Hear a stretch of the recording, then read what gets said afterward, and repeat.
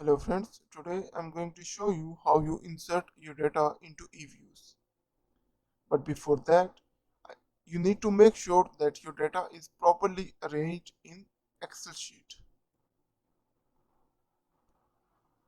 Like in this case, data for exchange rate and trade openness from 1961 to 1980. It's annual time series data and that is properly arranged.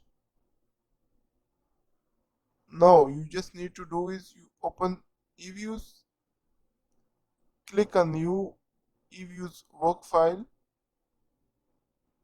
Like as I told you earlier that my data is annual,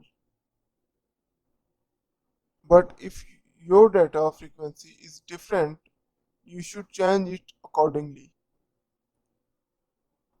Now starting date and ending date, and just click OK.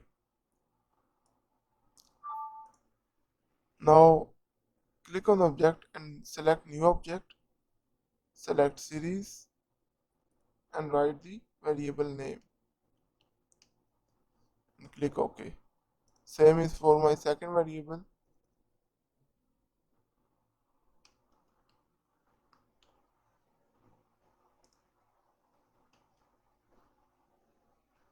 Now next, transfer the data.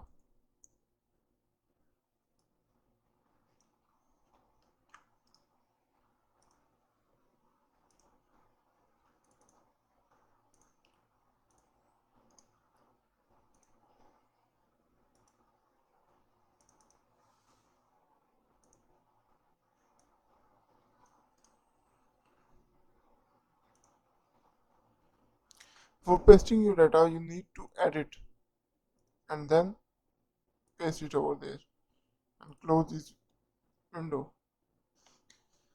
That's all for today. I hope you like this video. Thank you.